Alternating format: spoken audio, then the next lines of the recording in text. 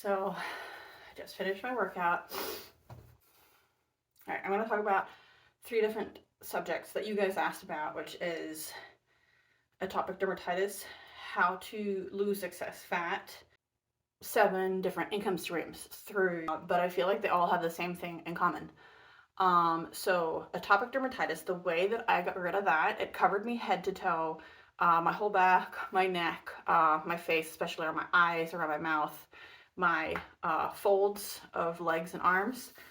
You have to be present and mindful and go into things with intention, um, and kind of manage your own brain and use your own brain. So I was told I had severe allergies growing up, and one of the symptoms, one of the worst symptoms, was atopic dermatitis. When I went to a doctor, my allergy doctor, I remember there was one day that I remember so clearly. She sat me down, and based on the reactions, she did one of those tests that you like dot.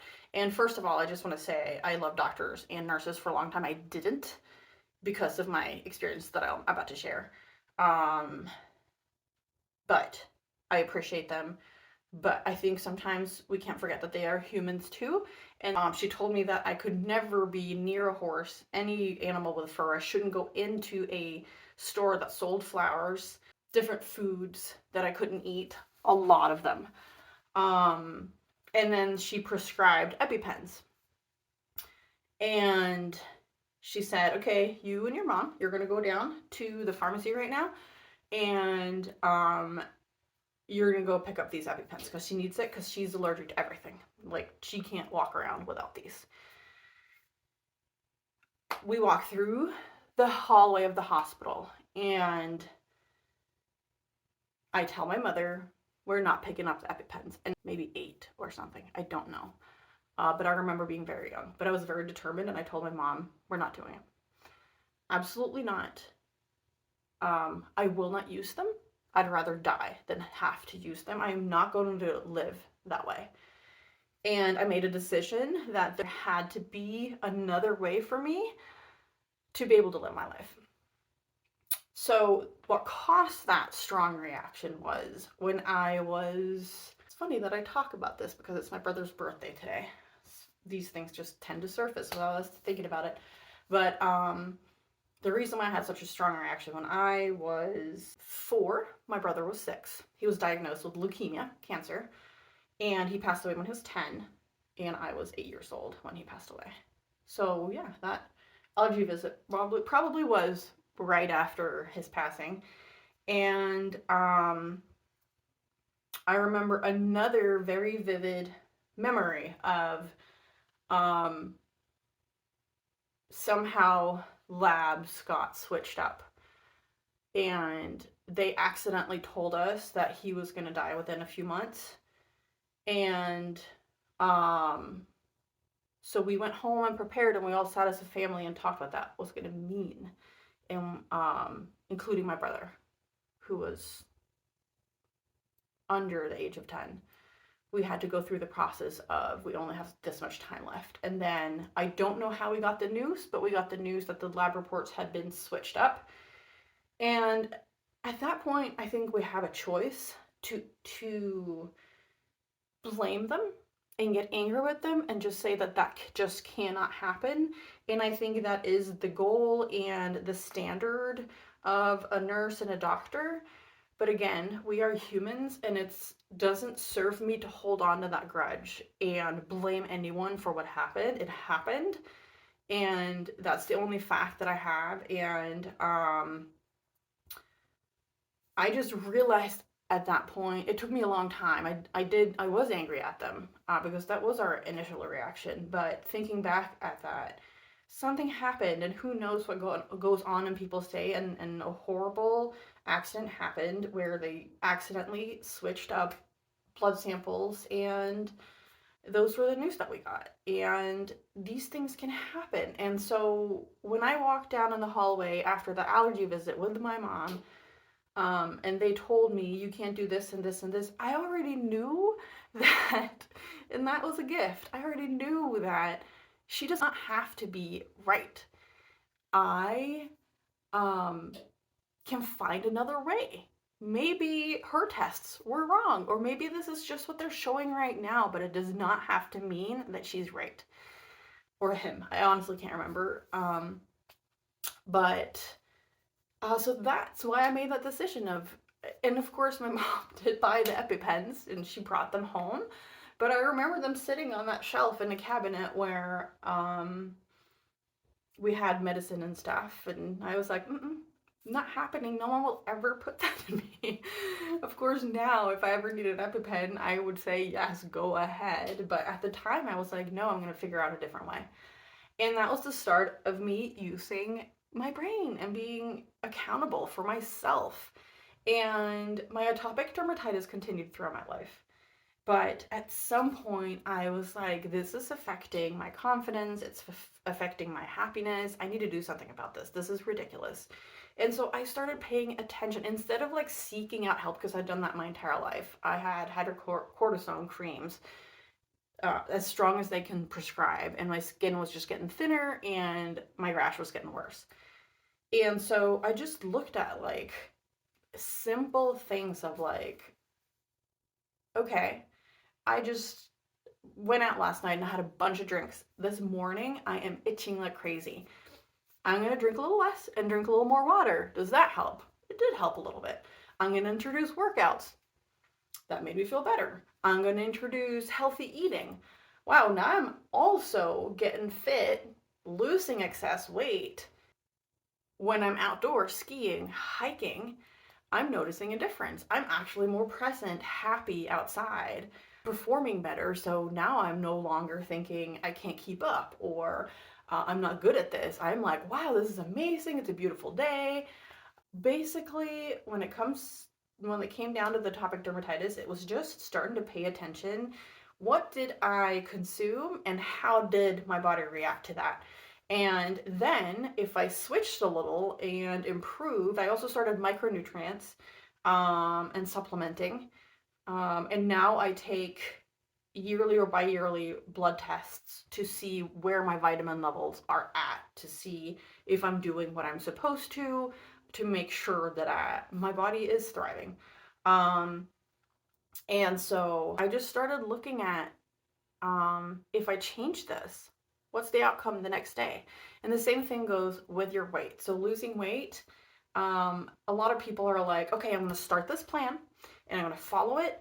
And then you mess up on your meal plan, or you forget a workout, or you the scale's not doing what you want it to. And instantly you go into a reactive state of just thinking like, I'm a failure, I'm not good at this, it's not working, this is not for me. When you instead can be like, what if I follow all of these things? What happens? Okay, scale went down. How do I feel? Was that a good routine? Does that work for me? Is that sustainable? No, that was stressful to add on that one extra thing. What if I cut that one extra thing a little short? What happens tomorrow? Cut it short. Tomorrow, I'm still losing weight. I didn't have to push myself that hard. So using your brain to just kind of analyzing your life and what you're doing and what you're investing in, and just looking over everything, like take a step back and don't be so reactive, but like think about what are the different possibilities in my life. And so that's why I come to eventually all these things I've learned started with way back in the day, with living with a brother that had cancer and eventually passed away, and me having allergies that I have overcome. I no longer have atopic dermatitis. I used to do barrel racing and do Western riding, and I worked with horses for like from I was 12 until I was 18. And I have a dog, and I'm not allergic to kiwi anymore. I'm not allergic to dairy anymore. And so with all of that, creating 7 different income streams I've used the same practices. I started with one and I built that up. And then everything I learned around that, I looked at it. What made that successful? Um, what improvements have I made here? How can I take that and put it into this over here? And I put it into that. And I built something successful. And then same thing there. What worked and what didn't work? What will how can I take this and elevate it and make another thing and take all the good stuff that worked, and I will always continue to look at things that way of like what's not working, what is working. I'm gonna take the good stuff and what's not working, I'm gonna tweak them and see how I can do. And you just gotta kind of get in that mindset and just again, I did a post the other day. We consume so much between different movies and shows on apps, on social media, just buying stuff online. It's so easy. You just scroll and click. And the whole learning process has almost been taken away from us. And so we don't really have to use our brains anymore. Everything's just easy. You just click and you just do, and people just tell you. So my biggest tip is whatever it is that you want to change about your life, just stop the consuming and stop going into overthinking and feeling like it's overwhelming. Take a breath, just look at it and think, how can I change this a little bit? So yeah, if you are interested, I am changing my training right now. So my app that I run for health and fitness, losing weight, adding muscle, whatever it is that you want to do, anything from 10-minute workouts to 50-minute workouts, anything from losing weight to getting toned to creating an athletic build, which currently I'm in the process of, because I love the outdoors and I love to be present. And when I'm out with my kids, my daughter just said today, when I told her I'm going to go work out right now, and she said, yeah, because you want to be able to play with me when you're old. I said, you got it. And I tell her all these things too. Everything that I'm learning, I am telling my daughter in a very healthy way and I'm going to tell my son too, once he starts understanding that concept too, of like explaining like, this is why I'm doing this. And I'm letting her think and fail and work things out. Because the biggest thing I can ever give her, instead of money and like